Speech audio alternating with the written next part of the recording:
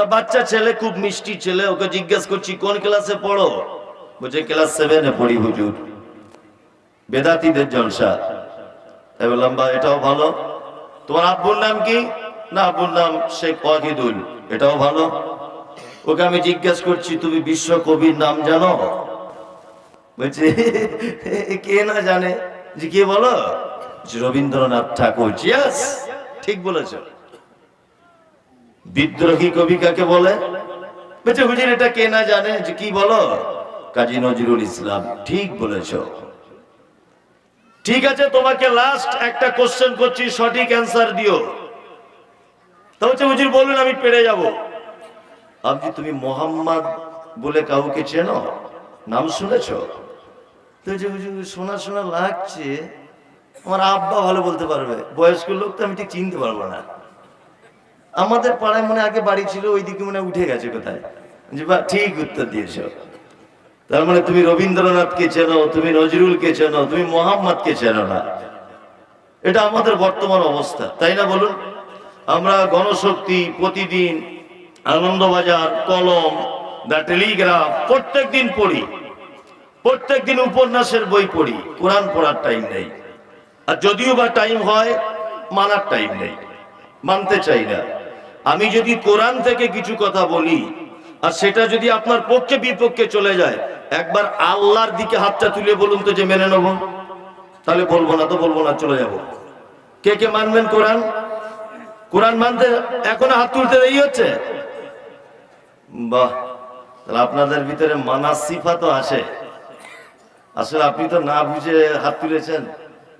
জি, এতে অনেক কিছু আছে যেগুলো আপনার পক্ষে মানা বড় কঠিন। চলুন, অতীন ওয়াজ জাইতুন মুখস্থ আছে সবারই, প্রায় অধিকাংশ নামাজীদের। আল্লাহ এখানে এত মারাত্মক মারাত্মক কথা বলেছে, আপনি অবাক হয়ে যাবেন। যেসব কথাগুলো আপনি কোথায় পেলেন? কোথাও পাইনি, পড়েছি, পড়ে আপনাকে বলছি। আল্লাহ তাআলা বলছেন অতীন, ঠিক ডুমুরের মতো দেখতে একটা ফল, যেটা প্যালেস্টাইনের মাটিতে খুব বেশি হয়। কোন কোন মুফাসসিরগণ বলেছেন, ব্যাখ্যা করেছেন আনজির অর্থাৎ পিয়ারা। কিন্তু পিয়ারার ব্যাপারে আকসার ওলামাদের মতভেদ রয়েছে, কিন্তু আনজিরের ব্যাপারে মতভেদ নেই কারণ। এই আপনার ডুমুরের ব্যাপারে, তা ডুমুর হতে পারে বা ডুমুরের মতো দেখতে এরকম একটা ফল। আল্লাহ তাআলা কসম করছেন যে আমি এই ফলটার কসম করছি। জাইতুন, জাইতুন একটা ফল, এটাকে বর্তমানে বলা হচ্ছে জলপাই। জি, এই ফলটার কসম করছেন আল্লাহ। তারপরে বলছেন অতুরে সিনিন, তুর একটা পাহাড়ের নাম, সিনাই একটা জায়গার নাম। এই তুর পাহাড়টা সিনাই নামক স্থানে অবস্থিত। আবার কোন কোন তাফসীর কারকগণ বলছেন, যেমন ইবনে কাসিরে বলা হচ্ছে যে তুর আলাদা একটা পাহাড়, সিনাই আলাদা একটা পাহাড়। আমি বিতর্ক করতে যাচ্ছি না। তুর এবং সিনাইয়ের আল্লাহ তাআলা কসম করছেন। তিনটে কসম হলো। ওয়াহাজাল বালাদিল আমিন, আল্লাহ বলছেন এই নিরাপদ নগরী অর্থাৎ মক্কা শহরের কসম করে বলছি। আচ্ছা বলুন, আপনি যদি নামাজ না পড়েন, আপনি যদি সুদ খান, আপনি যদি ব্যভিচার করেন, আপনি যদি হারাম খান, আপনি যদি রোজা না রাখেন, আপনার রোজা রাখাতে না রাখাতে, নামাজ পড়াতে না পড়াতে, দান করাতে না করাতে, জুয়া সুদ ব্যভিচার করাতে না করাতে আল্লাহর কিছু ক্ষতি হয় বা উপকার হয়? হয়? কিছুই হয় না। এই পৃথিবীটা মাছির ডানা সম পরিমাণ মূল্য আল্লাহর কাছে আছে? আছে? নেই। তা আল্লাহর কাছে যখন কিছুই মূল্য নেই, তা আল্লাহ এতটা কসম করে কি গুরুত্ব বোঝাতে চাইছেন? কাকে এত ইম্পর্টেন্ট মনে করছেন? মানুষ কখন কসম খায় বলুন তো? মানুষ তখন কসম খায় যখন সে তার প্রিয়জন মানুষের কাছে অপ্রিয় হয়ে যায়, তখন আবার দ্বিতীয়বার প্রিয়জনের কাছে প্রিয় হওয়ার জন্য আল্লাহর কসম বলতে হয়। আপনি মেটেকোনাতে জলসা শুনতে এসেছেন, রাত 2টোর সময়তে বাড়ি গেলেন, দরজা আওয়াজ করছেন স্ত্রীকে, দরজা খুলেছে, আপনার স্ত্রী বলছে হ্যাঁ গো কোথায় ছিলে এতক্ষণ? আপনি তখন বললেন মেটেকোনা মাদ্রাসায় জলসায়। আপনার স্ত্রী বলছে না তোমাকে বিশ্বাস করি না, তুমি জলসা শুনতে যাওয়ার লোক নয়, তো মনে হয় অন্য কোনো ব্যাপার আছে। এতক্ষণ কোথায় ছিলে? রাত 2টা পর্যন্ত মমতাজুর বক্তব্য রেখেছে। হ্যাঁ, সত্যি করে বলো। তখন এ দেখছে যদি সত্যিটা না বলি, ওর মনে যদি বিশ্বাস না জাগাতে পারি, তাহলে হয়তো রাতে ঝামেলা লেগে যেতে পারে। ও আমার প্রিয়জন, এই জন্য কি বলে, আমার মায়ের কসম, আমার দাদির কসম, আমার বেটার কসম, আমার গোষ্ঠীর কসম, আমি মমতাজের জলসায় শুনতে গিয়েছিলাম। যদিও আল্লাহ ছাড়া কারো নামে কসম করা যায় না, শিরক। শুধু আল্লাহর নামই কসম করা যায়। আপনি কসম করলেন কেন? ওটা প্রিয়জন মানুষ অপ্রিয় হয়ে যাচ্ছে একটা কথার জন্য, এই কারণে আপনি আবার তার কাছে বিশ্বাসকে অটুট করার জন্য আপনি কসম খেলেন। এবার বলুন, আল্লাহর কাছে তো মাছির ডানা সম পরিমাণ আমাদের কোনো মূল্য নেই, আছে? তা আল্লাহ কাকে কেন ইম্পর্টেন্ট ম্যান মনে করছেন? কে সব থেকে গুরুত্বপূর্ণ মানুষ? কাকে বোঝাতে চেয়েছেন? কার ব্যাপারে এত গুরুত্ব দিচ্ছেন যে এত কসম করে বলতে হবে? কিয়ামতের মাঠে যদি একজন মারাত্মক পাপী মানুষকে আল্লাহ যদি জান্নাতে দিয়েই দেয়, আচ্ছা বলুন তো, আল্লাহর বিরুদ্ধে কেউ মামলা দায়ের করতে পারবে? পারবে না। গ্রাম পঞ্চায়েত যদি অন্যায় ভাবে ইন্দিরা আবাসনের ঘরটা গরিব মানুষের নাম থেকে কেটে দিয়ে একজন ধনী মানুষকে দিয়ে দেয়, তাহলে কিন্তু গ্রামে তার বিরুদ্ধে মিটিং মিছিল হবে, হবে না? হবে। কিন্তু আল্লাহ যদি একজন অপরাধীকে জাহান্নামের থেকে বাঁচিয়ে জান্নাতে যদি দিয়ে দেয়, তারপরেও তার বিরুদ্ধে কেউ মামলা করতে পারবে না। এত গুরুত্ব কিসের কসমের? এই দেখুন কসমের জবাব দিচ্ছেন আল্লাহ, লাকাদ খালাকনাল ইনসানা ফি আহসানি তাকবীর। শুধু এই কথাটা বলার জন্য এত তালবাহানা। আল্লাহ বলছে জয়তুনের কসম, আর ডুমুরের কসম, মক্কা নগরীর কসম, আর তুর সিনাই পর্বতের কসম। এতগুলো কসম করার পরে বলছেন লাকাদ খালাকনাল ইনসানা ফি আহসানি তাকবীর। মানুষকে আমি তৈরি করেছি একদম উন্নত মানের আবহাওয়াবে, উন্নত পরিকাঠামো দিয়ে, খুব সুন্দর করে, যা পৃথিবীর আর কাউকে এত সুন্দর করে বানানো হয়নি। সব থেকে আদর করে বানিয়েছে আল্লাহ কাকে? কাকে? মানুষকে। এইবার আপনাকে আবার জিজ্ঞাসা করছে, বুঝে উত্তর দেন। এটা বাচ্চা ছেলের মতো প্রশ্ন। বলুন তো আল্লাহ কজন? একজন। শেষ নবী হিসাবে নবী কজন? একজন। শেষ নবী আর আল্লাহ এই মাঝখানে একজন ছিলেন, আল্লাহর কথাকে নবীর কাছে এসে জুড়ে দিতে জন্য আদায় করছিলেন। তা সেই জায়গাটায় যে শোবেন, শুয়ে যদি বাঁশের বাড়ি খেতে হয়, তা সেইটা ভালো না একটু যদি এই মসজিদে 2 রাকাত করে নামাজ পড়ে ওই জায়গাটায় যদি বেঁচে যাই, তাহলে ভালো কোনটা? নামাজ পড়াটাই ভালো। আমরা অনেক সময় খুব ভুল বুঝি। যেমন, আচ্ছা বলুন তো, হেলমেট পরে না গেলে গাড়ি যদি চালান, হেলমেট না পরে, পুলিশ যদি দেখতে পায়, ফাইন করে কি করে না? করে। আমরা পুলিশকে গাল দিই না? খুব গাল দিই। আমার 500 টাকা ছেড়ে নিল রে, বলি কি বলি না? বলি।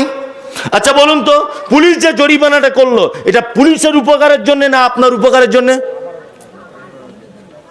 আপনার উপকারের জন্য, যাতে দুর্ঘটনা হলে আপনার যাতে মাথাটা অন্তত পক্ষে কিছু না হয়, তাই তো? তাহলে আমরা পুলিশকে গালাগালি করব না। অনেক সময় বাচ্চাদেরকে যখন ডাক্তারখানায় নিয়ে যাওয়া হয়, ডাক্তারবাবু বলে ওকে ধরো একটা ইঞ্জেকশন দিতে হবে, তখন বাচ্চা কি বলে, এ শালা ডাক্তার কি বদমাইশ রে, হ্যাঁ ইঞ্জেকশন ফুটিয়ে দিচ্ছে। এখন আপনি গার্জেন, আপনি যদি বলেন না না না ডাক্তারবাবু আমার ছেলেকে ইঞ্জেকশন দেবেন না, উনি বাবা রে আমার খুব ভয় লাগছে, আমার আদরের বেটা, আপনি ইঞ্জেকশন ঢুকিয়ে দেবেন। আচ্ছা বলুন তো, আপনার বেটা কোনোদিন সুস্থ হবে বলে মনে হয়? ডাক্তার ইঞ্জেকশন দিচ্ছে, প্রয়োজনে ছুরি চালাবে, ওটা আপনার উপকারের জন্যে না ক্ষতির জন্যে? উপকারের জন্যে। তা আমি মমতাজুল ইসলাম কলকাতা থেকে এসেছি, আপনাকে এত রকম ভাবে বলে বুঝিয়ে দিচ্ছি, এটা আপনি হয়তো ভাবছেন আমাদের ক্ষতি করছে, কিন্তু আপনার আমি উপকার করার জন্য এসেছি। আল্লাহ তাআলা বলছেন ফাওয়াইলুল লিল মুসাল্লিন, ওয়াইল নামক জাহান্নাম মুসাল্লিদের জন্য। আল্লাযীনা হুম আন সালাতিহিম সাহুন, কোন নামাজীদের জন্য জাহান্নাম? আল্লাহ বলছে যারা নামাজ আদায় করে, সালাত আদায় করে অস্বস্তি সহকারে, নামাজ পড়ে এনার্জি নেই অতটা। কি বলছি বুঝতে পারছেন না? এটা আমি অনেক জায়গায় বলি, ওই নামাজ পড়ার অবস্থাটা বলছি। ওই উমারপুরে কোন একটা মসজিদে, গ্রামের নাম বলবো না, আসরের নামাজ পড়ছিলাম, আমার গাড়ি ড্রাইভারও ছিল। তা নামাজ পড়ছি তো একটা লোকের ফোন বাজছে ক্রিক ক্রিক করে, সে নামাজে দাঁড়িয়ে আছে, নামাজে দাঁড়িয়ে আছে সে। তা হিন্দি ভাষী লোক, বাজারের মসজিদ, তা ওর যখন ফোন বাজছে ও নামাজ অবস্থায় ফোনটা বার করে বলছে, এই अभी हम नमाज में है बाद में कल कीजिए। নামাজ পড়তে পড়তে বলছে। আল্লাহর কসম এটা হাসানোর জন্য আপনাকে বলছি না, বলছে अभी हम नमाज में है बाद में कल कीजिए। বলে দেখি ফোনটা আবার পকেটে রেখে দে। ও নামাজ পড়া অবস্থাতে বলছে এখন আমি নামাজে দাঁড়িয়ে আছি, পরে ফোন কর। নামাজ পড়তে পড়তে বলছে। কিছু লোক আছে না মাথায় টুপি দিতে ভুলে গেছে, নামাজ পড়ছিল টুপি দেওয়া হয়নি, আর ও তো হাদিস কোরআন জানে না। টুপিটা দেওয়া সুন্নত নয়, সুন্নত আলাদা জিনিস, মাথায় রাখবেন এটা। সুন্নত আলাদা জিনিস, ট্র্যাডিশন সংস্কৃতি এটা আলাদা জিনিস। এই জুব্বা কেউ কেউ ভাবছেন মনে হয় এটা পড়া সুন্নত, না সুন্নত নয়। টুপি এটা পড়া সুন্নত, না এটা পড়া সুন্নত নয়। এর অনেক ব্যাখ্যা বিশ্লেষণ আছে। যাই হোক, টুপি ইসলামিক একটা ড্রেস, দেখতে ভালো লাগে এতটুকুই, আপনি পড়ুন এতটুকুই। কিন্তু এটা না পড়লে যে নামাজ হবে না, এটা না পড়লে যে কোনো ক্ষতি হবে এটা নয়। সুন্নত আলাদা জিনিস। সুন্নত হচ্ছে সেই জিনিসটা যে জিনিসের উপকারী সম্পর্কে মুহাম্মদ সাল্লাল্লাহু আলাইহি ওয়াসাল্লাম বর্ণনা দিয়েছেন, বোঝার চেষ্টা করুন। এবং যেটা করার ব্যাপারে নবীজির আদেশ রয়েছে, যেটা না করার ব্যাপারে নবীজির নিষেধ নেই, যেমন দাঁতন, এটা সুন্নত। বোঝার চেষ্টা করুন। নবীজি দাঁতনের ব্যাপারে বলেছেন যে আমি যদি এই আশঙ্কা না করতাম যে আমার উম্মতের উপরে দাঁতন করাটা বড় কষ্টকর হয়ে যাবে, তাহলে আমি প্রত্যেক ওয়াক্তে আমার উম্মতকে দাঁতন করতে বলতাম। দাঁতন সুন্নত, ওটা আপনি করুন। তবে দাঁতন করে নামাজ পড়লে এত গুণ নেকি বেশি হবে, এসব বাজে কথা। আল্লাহ নবী সাল্লাল্লাহু আলাইহি ওয়াসাল্লাম টুপি তো পরতেন না, তিনি পাগড়ি ব্যবহার করতেন। সৌদি আরবের এখন প্রতিটা মানুষ দাঁড়িয়ে আছে, তেও যার দাড়ি নাই সেও, প্রত্যেক লোক জুব্বা পরে আর মাথায় পাগড়ি পরে। কেরালার লোক ফাড়া লুঙ্গি পরে, সাদা লুঙ্গি, দেখেছেন? হ্যাঁ, কেরালার লোক পরে কেন? ওখানকার সংস্কৃতি ওটাই। আমাদের পশ্চিম বাংলার মেয়েরা শাড়ি পরে ঘোরে। অন্যান্য রাষ্ট্রে যান বা আপনি অন্যান্য রাজ্যতে যান, শাড়ি ব্যবহার হয় না, সব সালোয়ার পরে। এটা পশ্চিম বাংলার মেয়েদের ট্র্যাডিশন, সংস্কৃতি এটা। ঠিক তেমন মক্কা মদিনার একটা সংস্কৃতি হচ্ছে এই, টোটাল আরব দেশটারই সংস্কৃতি এই যে জুব্বা আর রুমাল এটা পরবেই। আমাদের ভেতো বাঙালি যেমন যেখানেই যাবে ব্যাগের ভিতরে লুঙ্গি আছেই, আছে না লুঙ্গি, এটা আমরা পড়ি, এটা আমাদের এলাকা ভিত্তিক একটা চলন। ঠিক তেমন জুব্বা আর পাগড়ি এটা এলাকা ভিত্তিক একটা চলন, এটা সুন্নত নয়, তবে এটা ইসলামিক পোশাক। আপনি পড়ুন, নবীজি পড়তেন, আপনি পড়ুন। নবীজি ওই পরিবেশে জন্ম নিয়েছিলেন। হ্যাঁ, ওই এখন যদি কেরালার মুখ্যমন্ত্রী দেখবেন ফাড়া লুঙ্গি পরে ঘোরে, দেখেছেন সোশ্যাল মিডিয়াতে? তো ও মুখ্যমন্ত্রী ফাড়া লুঙ্গি পরে ঘুরছে কেন? মানে ওখানকার ওটা সংস্কৃতি, এই জন্য উনি পড়েন। ঠিক তেমন মুহাম্মদ সাল্লাল্লাহু আলাইহি ওয়াসাল্লাম যেখানে জন্ম নিয়েছিলেন, ওখানকার মানুষের একটা সংস্কৃতি ছিল এই যে জুব্বা পরা, মাথায় পাগড়ি পরা, এটা সুন্নত নয়, তবে আপনি পড়ুন। নামাজি নামাজে দাঁড়িয়েছে, আল্লাহু আকবার, টুপি নিতে মনে নাই, নেও পাবলিক লোক তো পকেট থেকে চাম করে টুপিটা বার করেছে। আচ্ছা, বার করেছিস টুপিটা তবুও ঠিক আছে, বার করে আবার এইরকম করে দিচ্ছ, নামাজ বাতিল। যখনই ফু দিয়ে টুপি লাগিয়েছে, নামাজ কি হলো? বাতিল। যদি বলছেন কেন? নামাজের ভিতরে কোনো কাজ বৈধ নয়। এই যে টুপিটা বার করলেন, ফুঁক দিলেন, লাগালেন, এটা কাজ কি কাজ নয়? কাজ কি কাজ নয়? কাজ, নামাজ বাতিল। টুপি নেই, কোনো অসুবিধা নেই। টুপি পরলে নাকি বেশি হয় না, কমও হয় না, ইসলামিক একটা সাজ, এতটুকুই। নামাজ পড়বেন, নামাজে মনোযোগী আসছে না, তাই না? হ্যাঁ, শুধু মনে হয় কখন মসজিদ থেকে বাড়ি যায়, কখন মসজিদ থেকে বাড়ি যায়, অথচ ক্লাবে বসে আছে 5 ঘন্টা, কোনো অসুবিধা নেই। ওর বেটা ডাকতে আসছে তবুও যাচ্ছে না, কারণ কি? ওখানে দুনিয়াবি কিছু মধু পাচ্ছে। আর মসজিদে গেলে সে মরার পরে ফলাফল, তাই না? মরার পরে ফলাফল। ওই জন্য এখন মানুষ নগদে কারবার বুঝে। ক্লাবে বসে আছে মানে ন্যাংটা মেয়ে নাচছে, এ ওকে ধরে চুমু খাচ্ছে, এ ওকে জড়িয়ে ধরছে, এ মনের দিক দিয়ে শান্তি পাচ্ছে। মসজিদে তো কিছুই নাই, আছে কিছু? কিছুই নাই, ও কেন যাবে মসজিদে? আসলে ব্যাপার ওটা নয়। ব্যাপার হচ্ছে একটা মানুষ ততক্ষণ পর্যন্ত সেই জিনিসকে ভালোবাসে না বা গুরুত্ব দেয় না যতক্ষণ না তার লস লাভ এবং তার যে কত পাওয়ার এইটা যতক্ষণ না পর্যন্ত সে না বুঝবে। আমরা শীতকালে অজু করি, করি না বলুন? করি। যেমন তেমন এরকম হটাপটা করে গিয়েই নামাজে দাঁড়িয়ে গেলাম, কারুর এখানে ভিজলো না, কারুর এখানে ভিজলো না, কারুর এখানে, এরকম লোক আছে না নেই? শীতকালে বয়স্ক মানুষ করে কি করে না? এবার নবীজির একটা হাদিস শুনুন। নবীজি বলছেন কোন মানুষ যখন অজু করে তার অজুর এই জায়গাগুলো থেকে যখন পানি এখান থেকে ঝরে ঝরে পড়ে, সে যেন এটা জেনে নেয় যে তার হাতের দ্বারা পাপগুলোকে এইখান থেকে ঝরিয়ে দেওয়া হচ্ছে। 2, সে যখন তার মুখমণ্ডলটা ধৌত করবে, তার দাড়ি দিয়ে দিয়ে যে পানিগুলো ঝরে ঝরে পড়বে, সে যেন জেনে যায় তার সাথে সাথে তার গুনাহগুলোকে ঝরিয়ে দেওয়া হচ্ছে। এবার আপনি বলুন, একটা মানুষ যখন বুঝতে পেরে যাবে যে আমার হাতের পানি দ্বারাই আমার গুনাহগুলো ঝরে পড়ে যাচ্ছে, সে পানি ইচ্ছা করে বেশি ব্যবহার করবে না কম? বেশি। আমরা এইটা যতক্ষণ না পর্যন্ত বুঝবো ততক্ষণ আমাদের অজু করে তৃপ্তি অর্জন করা সম্ভব নয়। একটা মানুষ যখনই জেনে যাবে আপনি সেজদা থেকে ওঠেন কি করে, তো অবাক লাগছে। আল্লাহ বলছেন অসজুদ অক্তারিব। বান্দা যখন সেজদায় চলে যায়, আমি বান্দার এইখান থেকে কানের লতিটা যতটা ডিস্টেন্স, এই যে এখান থেকে এইটা যতটা ডিস্টেন্স, এর থেকেও তার ঘাড়ের রগের থেকেও আমি আল্লাহ সুবহানাহু ওয়া তাআলা তার নিকটবর্তী হয়ে যাই। যখন আপনি সেজদায় যান, আপনি এটা কেন ভাবছেন না যে এখন আমি আল্লাহ আমার কাছে এই মুহূর্তে রয়েছে? কেন ভাবছেন না আপনি? এই ভাবনাটা যতদিন না পর্যন্ত আপনার মনের ভিতরে না আসবে, আপনি নামাজ আগ্রহী হতে পারবেন না। এই ভাবনাটা যতক্ষণ না পর্যন্ত আপনার মনের ভিতর না আসবে যে এই নামাজটাই আমার জান্নাতে যাবার মূল শর্ত, ততক্ষণ আপনি নামাজি হতে পারবেন না। আমাদের কি অবস্থা? রমজান মাসে অনেক মসজিদে নামাজ হচ্ছে, ধীর স্থির ভাবে নামাজ পড়ায়, অনেক মানে ইমাম সাহেবরা পড়ায় না, কিরাত করে আস্তে আস্তে, আলহামদুলিল্লাহি রাব্বিল আলামিন আর রহমানির রহিম মালিকি ইয়াউমিদ্দিন, হয় না আস্তে আস্তে। তারাবি পড়াতে টাইম লেগেছে 45 মিনিট। তার নামাজ পড়ি মুসল্লিরা বলছি ইমাম সাহেব পাল্টা, হ্যাঁ লম্বা করে দিয়েছে ঘোড়ার ডিম। সারাদিন খেটে খুটে এসে এত লম্বা নামাজ পড়া যায়?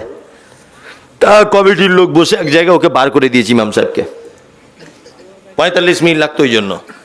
না আর একটা ইমাম সাহেব এসেছে, ইমাম সাহেব এসে আর একজনকে জিজ্ঞেস করছে, হাগো আগেকার ইমাম সাহেবটা কি জন্য চলে গেল, কি জন্য গেল? তা বলছে লম্বা কিরাত করতো তাই। তা বলছে তাই? বলছে কতক্ষণ লাগতো? তো বলছে লাগতো 45 মিনিট। মানে এ এসে মোটামুটি জুত করে আলহামদুলিল্লাহ জলিন আমি চুপচাপ করে মেরে মানে 25 মিনিটে শেষ। মুসল্লিরা তখন এর বাইরে এসে বলছে এই হচ্ছে শালা বাপের বেটা মৌলভী সাহেব, আগে যে ছিল ঘোড়ার ডিম কিচ্ছু জানে না। এটা আমাদের সমাজ ব্যবস্থা, সমাজের অবস্থা কি না বলুন? অবস্থা। আল্লাহ তাআলা বলছেন সাহুন, যারা নামাজ পড়ে এনার্জি লস, ওয়ায়ামনাউনাল মাউন। আল্লাহ তাআলা তারপরে বলছেন ইউরাউন, শব্দ এসেছে যারা নামাজ পড়ে লোক দেখানোর জন্য। জুম্মার দিনে যারা যায়, কিছু লোক আছে না সারা সপ্তাহে খবর নাই, জুম্মার দিন দামি ফক সেন্ট মেরে দেখছি মসজিদে ছুটছে, প্রথম কাতারে গিয়ে বসে আছে। আর ইমাম সাহেব যদি 5 মিনিট খুতবা এদিক ওদিক করেছে, মসজিদের বাইরে এসে একদম বড় বড় মানে বুলি দিয়ে ঝগড়া মারামারি লাগিয়ে দিল। আর এক শ্রেণীর লোক বলছে শালা বাপের বেটা এই হচ্ছে, হক কথা বলে। এক সপ্তাহ আসেনি, জুম্মার নামাজে 10 মিনিট দেরি হয়েছে, বাইরে এসে ঝামেলা করছে, বড় বড় কথা বলছে। আর একটা লোক পাশ থেকে বলছে এ হচ্ছে বাপের বেটা, যা বলে সামনাসামনি। ও বাপের বেটা না, ও হচ্ছে গয়াকার ধয়াকার মানুষ, যে 1 নম্বরের গাধাও। সারা সপ্তাহ তোমার কোনো খোঁজ নাই, তুমি একদিন নামাজ পড়তে এসে ঝগড়া বাঁধিয়ে দিয়ে চলে গেলে। ঈদের দিনে ঝগড়া বাঁধায় না কিছু লোক আছে, দেখবেন প্রত্যেক ভালো কাজে তারা ঝগড়া বাঁধাবে। আল্লাহ তাআলা তারপরে বলছেন জাহান্নামের সিরিয়ালের লাস্ট ওয়ায়ামনাউনাল মাউন, এটা বলে বক্তব্য শেষ। আল্লাহ বলছেন যারা তার প্রতিবেশীকে সামান্য উপকার করা থেকে নিজেকে আটকিয়ে রাখে এদের জন্য দুর্ভোগ এবং এদের থাকার জায়গা জাহান্নাম।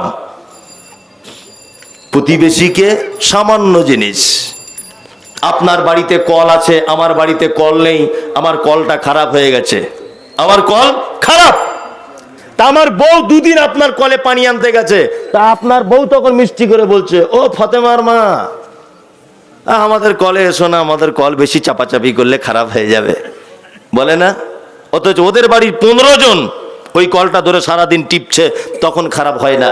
ঈদের দিনে আপনার বাঁধার জায়গা নেই, গরু কিনেছেন কুরবানি দিবেন, আমার খামারটাতে বেঁধেছেন, তা আমার বউ রাতের বেলা শুয়ে শুয়ে বলছে কি ব্যাপার সেলিম ভাই আমাদের খামারে গরু বেঁধেছে, মনে হয় জায়গা দখল করে নিতে পারে। আমি সকালবেলাতে কুল গাছের কাঁটা এনে জায়গাটা দিয়ে দিলাম যাতে গরুটা বাঁধতে না পারে। এর ব্যাপারে আল্লাহ তাআলা বলছেন ওয়ায়ামনাউনাল মাউন, যে তার প্রতিবেশীকে উপকার করা থেকে নিজেকে আটকে রাখে। বিশ্বনবী বলেন কোন লোক যেন আরেকটা প্রতিবেশীর দেওয়ালে কাঠ বা কুঞ্চি কোন জিনিস টেক লাগিয়ে রাখতে যেন নিষেধ না করে। আমি গাড়ি নিয়ে এসেছি, মালদাতে গাড়িটা খারাপ হয়ে পড়ে আছে, সেলিম ভাইয়ের গাড়ি আছে, বন্ধু মানুষ, ভাইকে ফোন করলাম ভাই একটু গাড়িটা যদি দিতেন খুব ভালো হতো, আমার গাড়িটা 2 দিনের জন্য খারাপ। গাড়িটার ভালো, অথচ বলছে না ভাই হালকা প্রবলেম চলছে, গাড়িটা নিয়ে যাওয়া যাবে না, ওর থাকার জায়গা জাহান্নাম। আল্লাহ বলছেন এ কথা। প্রতিবেশীর ব্যাপার সাংঘাতিক কঠিন ব্যাপার। আল্লাহ নবী সাল্লাল্লাহু আলাইহি ওয়াসাল্লাম বলতে গিয়ে বলেছেন যে জিবরিল আমিন প্রতিবেশীর ব্যাপারে আমাকে এত বলে যে আমার আশঙ্কা হচ্ছে যে প্রতিবেশী আমার সম্পত্তির ওয়ারিশ হয়ে যাবে কিনা। মারাত্মক কঠিন ব্যাপার। একটা লোক দ্বিতীয় ফন্ডের জমি কিনেছে, প্রথম ফন্ডে কিনতে পারেনি, গরিব মানুষ, তার একটা ঘর করবে, প্রথম ফন্ডের জমির মালিকের কাছে বারবার বলছে ভাই 3 ফুট রাস্তা দাও, বউ ছেলে নিয়ে একটু ঘর করে থাকবো। ও তখন বলছে হবে না, এখন কথা বলার টাইম নেই, কথা বলার টাইম নেই। বড় ছেলেকে গিয়ে বল, বড় ছেলে বলছে আমার মেজো ভাইকে বল, মেজো ভাই বলছে ওই আমার খালুকে গিয়ে জিজ্ঞেস করে আয়। জায়গাটা হয়তো ওর রাস্তা দিতে খুব জোর হলে হাফ শতক যাবে, দাম চাইছে 8.5 লাখ টাকা দে, 8.5 লাখ তো দিতে পারবে না, রিক্সা চালক, গরিব মানুষ। তার মানে কি ওর উপরে হিংসা করছে, এমন গরম দেখাচ্ছে মনে হচ্ছে ওই জায়গাটা দিয়ে ওর কবর হবে। এরকম লোক আছে না নেই? অনেক মসজিদের প্রাচীর দেখছি বেঁকা, অনেক মসজিদ দেখছি বেঁকা। ভাই কি ব্যাপারে বেঁকা কেন? বলছে জমি মালিক 1 হাত জায়গা ছাড়েনি। এরকম লোক আছে না নেই? আচ্ছা, এই যে একটা লোককে দিয়ে আপনাকে বোঝালাম, বাপ মারা গেছে আজকে 20 বছর, একদিনও যেতে পারেনি বাপের কবরটা দেখতে। আপনার অবস্থা ঠিক তাই হবে। 1 হাত জায়গা কার জন্য রেখে যেতে চাইছেন আপনি? কার জন্যে? বেটার জন্যে? জীবনেও কোশ্চিন কালেও আপনার কবরের সাইড একবার উকি মেরে দেখতে যাবে না। এগুলো হচ্ছে জাহান্নামের সিরিয়াল। পবিত্র আল কোরআনে আল্লাহ জাহান্নামের একাধিক সিরিয়াল দিয়েছেন। প্রতিবেশীর সঙ্গে সদ্ব্যবহার করবেন। কেউ আপনার বাড়িতে এসেছে নুন তেল আদা রসুন কিছু চাইতে, আপনার স্ত্রীকে বলে দেবেন কাউকে ফেরত দেবে না, থাকলে অবশ্যই দিয়ে দাও, অবশ্যই দাও। আমাদের কলে পানি নিতে আসছে, কখন আটকাবে না, অবশ্যই দিয়ে দাও। তারা গরিব মানুষ, একদিনের চাল নেই, আপনার বাড়ি চাইতে এসেছে বুবু দাও আজকে 1 কেজি, কালকে দিয়ে দেবো, অবশ্যই দিয়ে দেন। থাকলে একদম যেন মিথ্যা কথা বলবেন না, প্রতিবেশীর সঙ্গে অসদ্ব্যবহার করবেন না। আল্লাহ নবী সাল্লাল্লাহু আলাইহি ওয়াসাল্লামের হাদিস হচ্ছে এই, কোন মানুষ যদি মারা যায় তার 40 জন প্রতিবেশী যারা আল্লাহর সঙ্গে কাউকে শরীক করেনি, কখনো শিরক যারা করেনি, এইরকম 40 জন মানুষ যদি সার্টিফিকেট দেয় যে সত্যি সেলিম লোকটা ভালো লোক ছিল, আল্লাহ নবী সাল্লাল্লাহু আলাইহি ওয়াসাল্লাম বলছেন এই 40 জন লোকের ডিসিশন যেটা, ওই ডিসিশন আল্লাহর দরবারে চূড়ান্ত হয়ে যেতে পারে। আর এই 40 জন যদি বলে সালাম মরে গেছে ঠিক হয়েছে, তাহলে কিন্তু বড় বিপদ। কি হয়েছে বুঝতে পারছেন?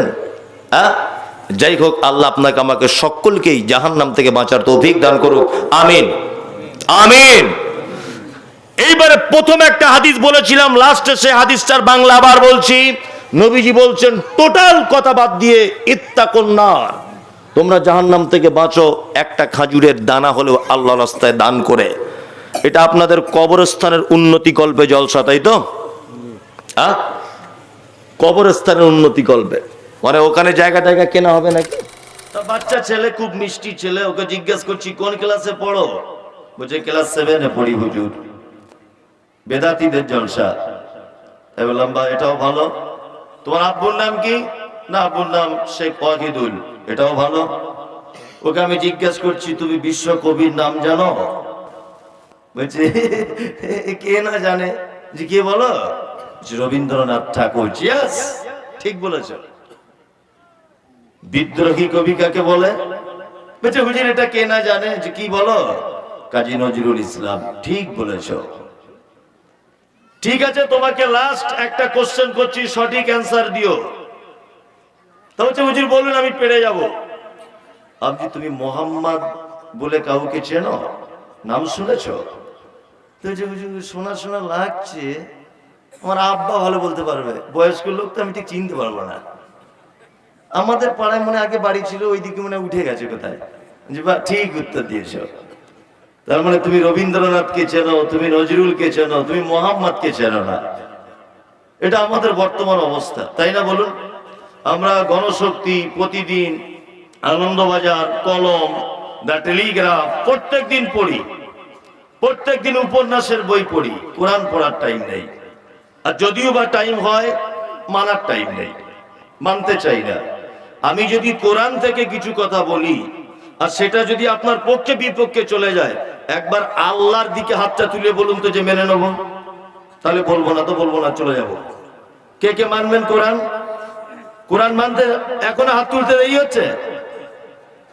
বাহ, তাহলে আপনাদের ভিতরে মানার সিফা তো আসে। আসলে আপনি তো না বুঝে হাত তুলেছেন। জি, এতে অনেক কিছু আছে যেগুলো আপনার পক্ষে মানা বড় কঠিন। চলুন, অতীন ওয়াজ জাইতুন মুখস্থ আছে সবারই, প্রায় অধিকাংশ নামাজিদের। আল্লাহ এখানে এত মারাত্মক মারাত্মক কথা বলেছে, আপনি অবাক হয়ে যাবেন। যেসব কথাগুলো আপনি কোথায় পেলেন? কোথাও পাইনি, পড়েছি, পড়ে আপনাকে বলছি। আল্লাহ তাআলা বলছেন অতীন, ঠিক ডুমুরের মতো দেখতে একটা ফল, যেটা প্যালেস্টাইনের মাটিতে খুব বেশি হয়। কোন কোন মুফাসসিরগণ বলেছেন, ব্যাখ্যা করেছেন আনজির অর্থাৎ পিয়ারা। কিন্তু পিয়ারার ব্যাপারে আকসার ওলামাদের মতভেদ রয়েছে, কিন্তু আনজিরের ব্যাপারে মতভেদ নেই কারণ। এই আপনার ডুমুরের ব্যাপারে, তা ডুমুর হতে পারে বা ডুমুরের মতো দেখতে এরকম একটা ফল। আল্লাহ তাআলা কসম করছেন যে আমি এই ফলটার কসম করছি। জাইতুন, জাইতুন একটা ফল, এটাকে বর্তমানে বলা হচ্ছে জলপাই। জি, এই ফলটার কসম করছেন আল্লাহ। তারপরে বলছেন অতুরে সিনিন। তুর একটা পাহাড়ের নাম, সিনাই একটা জায়গার নাম। এই তুর পাহাড়টা সিনাই নামক স্থানে অবস্থিত। আবার কোন কোন তাফসীরকারকগণ বলছেন, যেমন ইবনে কাসিরে বলা হচ্ছে যে তুর আলাদা একটা পাহাড়, সিনাই আলাদা একটা পাহাড়। আমি বিতর্ক করতে যাচ্ছি না। তুর এবং সিনাইয়ের আল্লাহ তাআলা কসম করছেন। তিনটে কসম হলো। ওয়াহাজাল বালাদিল আমিন, আল্লাহ বলছেন এই নিরাপদ নগরী অর্থাৎ মক্কা শহরের কসম করে বলছি। আচ্ছা বলুন, আপনি যদি নামাজ না পড়েন, আপনি যদি সুদ খান, আপনি যদি ব্যভিচার করেন, আপনি যদি হারাম খান, আপনি যদি রোজা না রাখেন, আপনার রোজা রাখাতে না রাখাতে, নামাজ পড়াতে না পড়াতে, দান করাতে না করাতে, জুয়া সুদ ব্যভিচার করাতে না করাতে আল্লাহর কিছু ক্ষতি হয় বা উপকার হয়? হয়? কিছুই হয় না। এই পৃথিবীটা মাছির ডানা সম পরিমাণ মূল্য আল্লাহর কাছে আছে? আছে? নেই। তা আল্লাহর কাছে যখন কিছুই মূল্য নেই, তা আল্লাহ এতটা কসম করে কি গুরুত্ব বোঝাতে চাইছেন? কাকে এত ইম্পর্টেন্ট মনে করছেন? মানুষ কখন কসম খায় বলুন তো? মানুষ তখন কসম খায় যখন সে তার প্রিয়জন মানুষের কাছে অপ্রিয় হয়ে যায়, তখন আবার দ্বিতীয়বার প্রিয়জনের কাছে প্রিয় হওয়ার জন্য আল্লাহর কসম বলতে হয়। আপনি মেটেকোনাতে জলসা শুনতে এসেছেন, রাত 2টোর সময়তে বাড়ি গেলেন, দরজা আওয়াজ করছেন স্ত্রীকে, দরজা খুলেছে, আপনার স্ত্রী বলছে হ্যাঁ গো কোথায় ছিলে এতক্ষণ? আপনি তখন বললেন মেটেকোনা মাদ্রাসায় জলসায়। আপনার স্ত্রী বলছে না তোমাকে বিশ্বাস করি না, তুমি জলসা শুনতে যাওয়ার লোক নয়, তো মনে হয় অন্য কোনো ব্যাপার আছে। এতক্ষণ কোথায় ছিলে? রাত 2টো পর্যন্ত মমতাজুর বক্তব্য রেখেছে। হ্যাঁ সত্যি করে বলো। তখন এ দেখছে যদি সত্যিটা না বলি, ওর মনে যদি বিশ্বাস না জাগাতে পারি, তাহলে হয়তো রাতে ঝামেলা লেগে যেতে পারে। ও আমার প্রিয়জন, এই জন্য কি বলে, আমার মায়ের কসম, আমার দাদির কসম, আমার বেটার কসম, আমার গোষ্ঠীর কসম, আমি মমতাজের জলসায় শুনতে গিয়েছিলাম। যদিও আল্লাহ ছাড়া কারো নামে কসম করা যায় না, শিরক। শুধু আল্লাহর নামই কসম করা যায়। আপনি কসম করলেন কেন? ওটা প্রিয়জন মানুষ অপ্রিয় হয়ে যাচ্ছে একটা কথার জন্য, এই কারণে আপনি আবার তার কাছে বিশ্বাসকে অটুট করার জন্য আপনি কসম খেলেন। এবার বলুন, আল্লাহর কাছে তো মাছির ডানা সম পরিমাণ আমাদের কোনো মূল্য নেই, আছে? তা আল্লাহ কাকে কেন ইম্পর্টেন্ট ম্যান মনে করছেন? কে সব থেকে গুরুত্বপূর্ণ মানুষ? কাকে বোঝাতে চেয়েছেন? কার ব্যাপারে এত গুরুত্ব দিচ্ছেন যে এত কসম করে বলতে হবে? কিয়ামতের মাঠে যদি একজন মারাত্মক পাপী মানুষকে আল্লাহ যদি জান্নাতে দিয়েই দেয়, আচ্ছা বলুন তো, আল্লাহর বিরুদ্ধে কেউ মামলা দায়ের করতে পারবে? পারবে না। গ্রাম পঞ্চায়েত যদি অন্যায় ভাবে ইন্দিরা আবাসনের ঘরটা গরিব মানুষের নাম থেকে কেটে দিয়ে একজন ধনী মানুষকে দিয়ে দেয়, তাহলে কিন্তু গ্রামে তার বিরুদ্ধে মিটিং মিছিল হবে, হবে না? হবে। কিন্তু আল্লাহ যদি একজন অপরাধীকে জাহান্নামের থেকে বাঁচিয়ে জান্নাতে যদি দিয়ে দেয়, তারপরেও তার বিরুদ্ধে কেউ মামলা করতে পারবে না। এত গুরুত্ব কিসের কসমের? এই দেখুন কসমের জবাব দিচ্ছেন আল্লাহ, লাকাদ খালাকনাল ইনসানা ফি আহসানি তাকবীর। শুধু এই কথাটা বলার জন্য এত তালবাহানা। আল্লাহ বলছে জয়তুনের কসম, আর ডুমুরের কসম, মক্কা নগরীর কসম, আর তুর সিনাই পর্বতের কসম, এতগুলো কসম করার পরে বলছেন লাকাদ খালাকনাল ইনসানা ফি আহসানি তাকবীর। মানুষকে আমি তৈরি করেছি একদম উন্নত মানের আবহাওয়াবে, উন্নত পরিকাঠামো দিয়ে, খুব সুন্দর করে, যা পৃথিবীর আর কাউকে এত সুন্দর করে বানানো হয়নি। সব থেকে আদর করে বানিয়েছে আল্লাহ কাকে? কাকে? মানুষকে। এইবার আপনাকে আবার জিজ্ঞাসা করছে, বুঝে উত্তর দেন। এটা বাচ্চা ছেলের মতো প্রশ্ন। বলুন তো আল্লাহ কজন? একজন। শেষ নবী হিসাবে নবী কজন? একজন। শেষ নবী আর আল্লাহ এই মাঝখানে একজন ছিলেন, আল্লাহর কথাকে নবীর কাছে এসে জুড়ে দিতেন। এই নাম কি? জিবরিল। শেষ গ্রন্থ, চূড়ান্ত গ্রন্থ, তার নাম কি? আল কোরআন। তাহলে সব একটা একটা করে হলো, তাই তো? এবার চলুন কোরআনের ভিতরে একটু ঢোকা যাক। আল্লাহ বলছেন মানুষকে তৈরি করেছি বড় সুন্দর করে, তাই তো? চলুন পবিত্র কোরআনের ভিতরে ঢুকুন। আল্লাহ মানুষের ব্যাপারে আরো কি বলছেন? মানুষের ব্যাপারে বলছেন খুলিকাল ইনসানু যাইফা। এখানে বলছে মানুষকে বড় সুন্দর করে বানিয়েছি, আর অত্র আয়াতে বলছেন খুলিকাল ইনসানু যাইফা, মানুষকে আমি পৃথিবীতে সব থেকে দুর্বল করে পৃথিবীতে তৈরি করেছি। দুরকম কথা হলো, তাই তো? চলুন আর একটু ভিতরে ঢোকা যাক। কোরআন কি বলছে? কোরআন বলছে উলাইকা কাল আনআম বাল হুম আযাল। ওরা চতুষ্পদ জানোয়ার, বাল হুম আযাল, তার থেকেও নিকৃষ্ট। চতুষ্পদ জানোয়ারের থেকে নিকৃষ্ট। তাহলে একটাই কোরআন, একই আল্লাহ, তিন রকমের কথা, তাই তো? এটা কোনোদিন আপনার মাথায় ঢুকেছে? আপনার তো টাইমই নেই, টাইম খুব শর্ট, তাই না? খুব টাইম শর্ট। ওই জন্য টাইম শর্ট বলে আমি পড়ে এসে আপনাকে বলে দিচ্ছি এটা। তাহলে কোরআনের তিন জায়গায় তিন রকমের কথা হলো। এক, আল্লাহ বলেছে মানুষকে সুন্দর করে বানিয়েছি। দুই, মানুষকে তৈরি করেছি বড় দুর্বল করে। তিন, এরা এত খারাপ, চতুষ্পদ প্রাণীর থেকে নিকৃষ্ট। একটা একটা করে একটু ভিতরে ঢোকা যাক। 2-4 মিনিট আমাকে টাইম দেয়, আমি মূল জায়গাতে আসছি ইনশাআল্লাহ। আজকে আমার স্টেজে ওঠার আগে অনেকবার অনেক বিষয় বলে দিয়েছে। ওয়াকফ বোর্ডের ব্যাপারে বলবেন, ওই পীর সাহেবদের ব্যাপারে বলবেন। এখন স্টেজে একজন বললেন অবশ্যই মেয়েদের ব্যাপারে একটু বলবেন, আর একজন ভাত খেতে খেতে ওখানে বলছে বন্ধন লোনের আজকে 12টা বাজিয়ে দেবেন। কার কথা শুনি বলুন তো? কার কথা শুনি? ওই জন্য আমি 12 মিশালি মতো একটু সব দিকে যেন সবারই মন ভরে, সেই হিসাবে কিছু কথা বলবো। কি বলছি বুঝতে পারছেন? সবারই যেন একটু একটু একটু একটু করে পাতে যেন কিছু পড়ে, এইরকম আলোচনা রাখার চেষ্টা করছি। তাহলে প্রথমে জানা যাক, আল্লাহ তাআলা বলেছেন মানুষকে দুর্বল করে বানালাম। আচ্ছা, এখানে কেউ প্লেন চেপেছেন? একজন হাত তুলুন তো। অনেকজন চেপেছেন, আলহামদুলিল্লাহ আলহামদুলিল্লাহ। আমিও চেপেছি, আমার হাত আপনাদের দলে আছে। তা প্লেনের কিছু নিয়ম কানুন আছে, এটা আপনারা জানেন নিশ্চয়ই যারা চেপেছেন। প্লেনের ভিতরে যখন উঠে যাবেন তখন দেখবেন দরজা লাগিয়ে দিয়ে একটা মেয়ে দেখবেন, খুব সুন্দরী মেয়ে, মুখে একটা মাইক্রোফোন নিয়ে বলবে, আমরা এখন কলকাতা নেতাজি সুভাষচন্দ্র বিমানবন্দর থেকে হায়দ্রাবাদ অমুক বিমানবন্দরের দিকে রওনা করতে চলেছি। আমাদের ফ্লাইটটা এত নাম্বার, এই ফ্লাইটটা 16,000 ফুট উপর দিয়ে এত কিলোমিটার গতিতে চলবে। দেখুন সাইডে সিট বেল্ট লাগানো আছে, সিট বেল্টটা দয়া করে পরে নেবেন। প্লেনটা এইভাবে যখন উঠবে দয়া করে কেউ নড়াচড়া করবেন না। এইভাবে যখন চলবে তখন আপনি ব্যবহার করতে পারেন, দৌড়দৌড়ি করুন, অসুবিধা নেই। বাথরুমে যদি যাওয়ার প্রয়োজন হয় অবশ্যই টিস্যু ব্যবহার করবেন।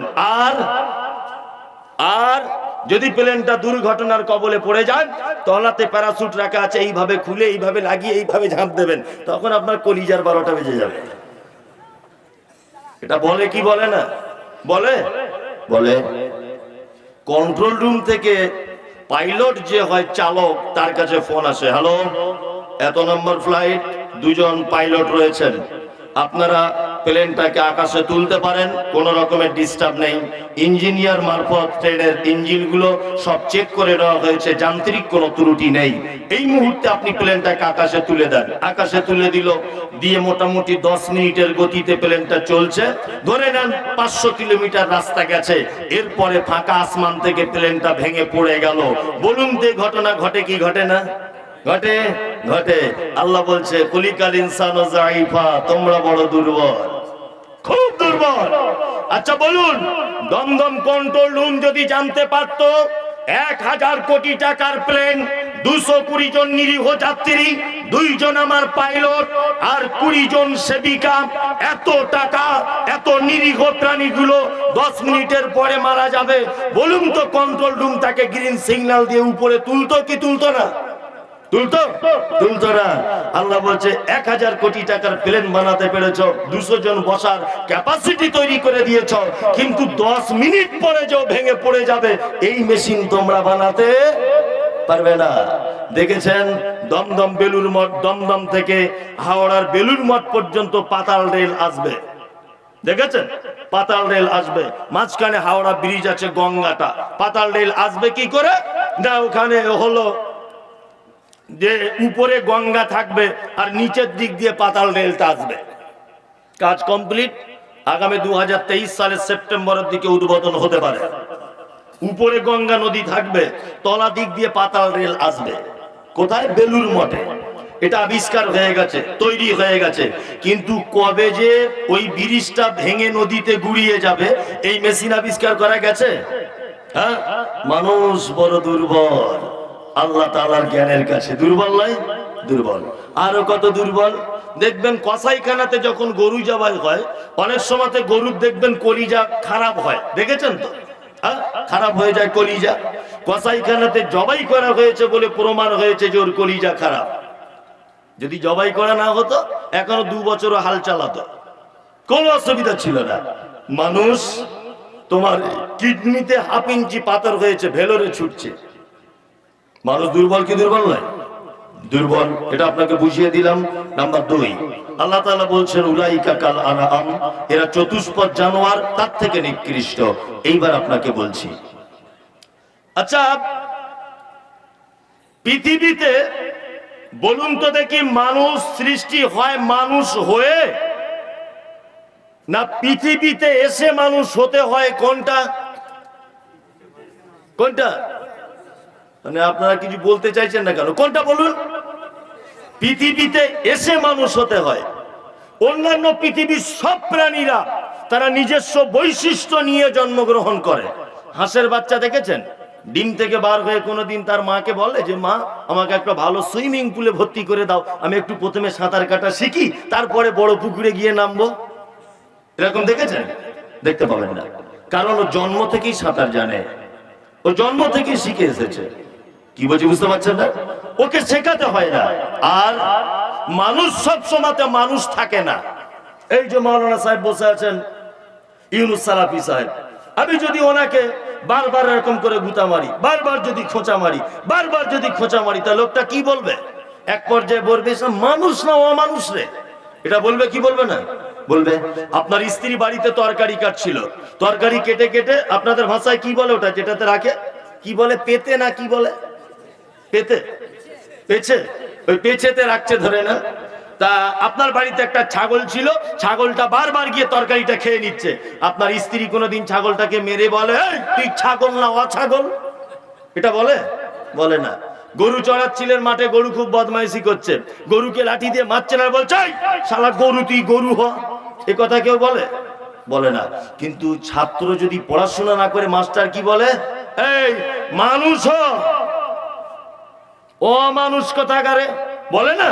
তার মানে অ শব্দটা পৃথিবীতে মানুষ ছাড়া আর কারো নামে জয়েন করা যায় না। তার মানে পৃথিবীতে সবাই নিজস্ব রূপ নিয়ে জন্মগ্রহণ করে, মানুষ কিন্তু করে না। ওই জন্য কাজী নজরুলের ভাষাতে দৈত্য দানব যা কিছু সব পারবে তুমি হতে, মানুষ হবার এখনো অনেক অনেক অনেক তোমার বাকি। মানুষ সবাই হতে পারে না। পারে? পারে না। জি, তাহলে এখানে একটা জিনিস বুঝিয়ে দিলাম যে মানুষ চতুষ্পদ জানোয়ারের থেকে খারাপ। কারণ এই দেখবেন গরু ছাগলের কোনোদিন ভুল ত্রুটি হয় না। হয়? কোনোদিন হয়? হয় না। মানুষের ভুল হয়? হয়। গরু ছাগল কোনোদিন পর তার মালিককে অসম্মান করে না, করে? কিন্তু মানুষ করে। ওই জন্য আল্লাহ তাআলা বলেছেন উলাইকা কাল আনআম, এরা চতুষ্পদ জানোয়ারের থেকে খারাপ। চলুন এইবারে জানা যাক আল্লাহ তাআলা কি বলেছেন। আল্লাহ তাআলা বলেছেন লাকাদ খালাকনাল ইনসানা ফি আহসানি তাকবীম, মানুষকে আমি তৈরি করেছি বড় সুন্দর করে। মানুষকে তৈরি করেছি কি করে? হ্যাঁ, বড় সুন্দর করে। কেন লাইটওয়ালাকে কোনোদিন দেখেননি নাকি? ওইদিকে কি দেখছেন? লাইট চলে গেল গেল, মাইক তো কিছু হয়নি, তা আপনি আমার দিকে ফিরুন। আল্লাহ তাআলা বলছেন লাকাদ খালাকনাল ইনসান ফি আহসানি তাকবীম, নিশ্চয় আমি মানুষকে উত্তম অবয়বের মাধ্যমে পৃথিবীতে পাঠিয়েছি সবথেকে সুন্দর করে। সৌন্দর্য কেমন? রূপের দিকে